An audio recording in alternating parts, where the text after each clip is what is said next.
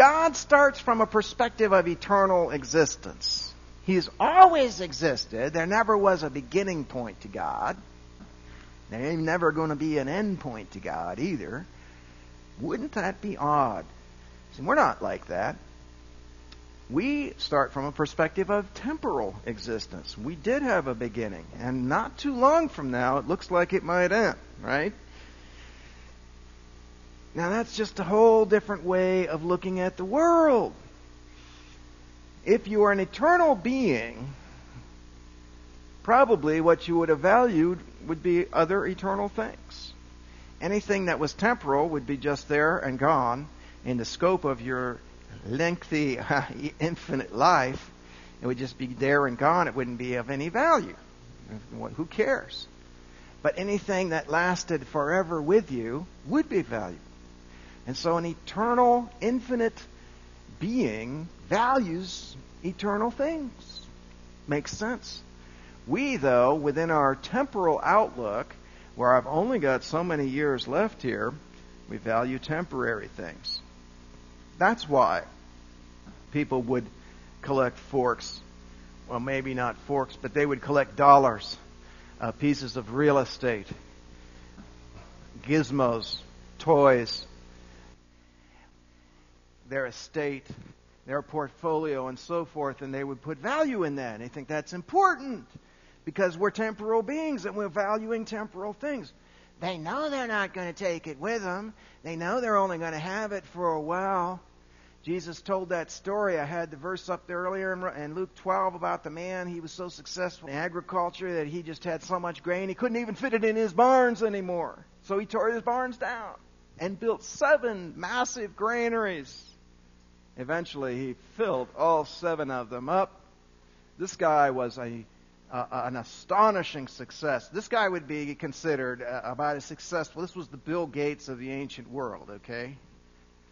Grain, that's like better, actually, than gold in that world. You just couldn't have anything better to trade with. This guy's got 7 granaries full of grain.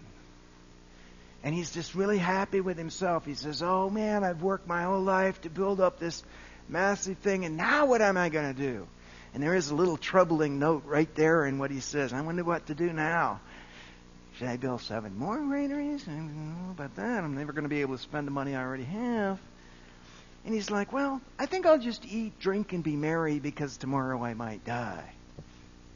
Well, that makes a certain amount of sense. I mean, gosh, you can certainly afford it, right? No problem there. I think a lot of people would look onto this guy and say, now there, son, there. That's what success, he's a successful man. Not God. God came down that night and he said, you fool! You fool! All your life you've spent building this vast empire of wealth. But tonight your soul is required of you. Now you come with me. All that you've prepared, just leave that there. Someone else gets that. You don't even get it. Jesus thought this man was not a success. He thought he was a fool. The wisdom of God colliding with the wisdom of man. What is ultimately going to matter to us? God says eternal values, eternal things are going to matter. These temporal things are all going away. Yeah, from God's perspective, He's willing to suffer temporal pain too. Jesus was certainly willing to do that for the sake of eternal values. And so there's even a willingness to suffer for a while. If it's going to enhance and advance eternal values, it'd be well worth it. Temporary suffering, eternal value. No comparison. Of course, we'll seek to avoid pain at all costs. And that is kind of one of the temporal values that people tend to have. God starts with a settled knowledge of who He is and why He matters. When He told Moses His name, He says, I am that I am.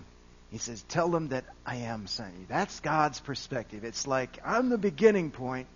I'm the ground of all being. It's like the whole universe comes back to me, came out from me. I am God. Now, that's self-confidence there. Okay, that's a good self-image. We're not like that at all. we're actually pretty confused about who we are, and we kind of wonder why we matter. You have to. I mean, what's your basis? What makes you think you're so special? Just because your mother said, oh, you're special. You think that matters? What are you? Why do you even matter? Particularly if our life is just going to be here and we're going to feed and we're going to breed and then we're going to die and it just keeps happening. What's the point? Yeah. So we're actually pretty insecure when it comes to that. Under His settled security and His own identity, God doesn't need other people to affirm His identity. He knows who He is and He knows why He matters, no matter what anybody else says. With us, on the other hand, we're constantly seeking and needing affirmation from others. We want others to view us as important, for others to say, oh, you're awesome, to admire us. We live for that kind of stuff. That's why people want power. We say, oh, so you want to be a rock star? Yeah, man, yeah, I'm really into rock. I'm really into, my art. So why not just be an rock star, and just play with your band in your basement? Why go out and perform?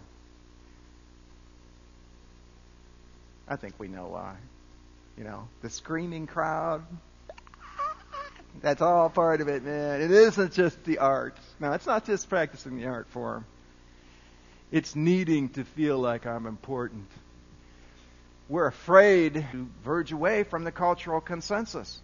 Yeah, like your guys' cultural consensus might be different from your parents' cultural consensus, so you've diverged away from that one. But then again, your peer group and stuff, really, we do tend to move as a herd. And I think that conformity to the expectations of culture is just as big today as it ever was. That's where we end up, conforming. And Paul says, do not be conformed to the world, but be transformed by the renewing of your mind. Psalms 14:1, it's talking about wisdom and foolishness. And he says, the fool has said in his heart, there is no God. That's kind of the root of all foolishness right there. Whereas we read in Proverbs 2 that the Lord gives wisdom, from mouth come knowledge and understanding. In other words, in the view of the Bible, if you haven't understood God, you haven't understood anything. If you're in the darkness about God, you can study all you want. You have missed the whole point of everything. This wisdom that He's offering to us comes from God.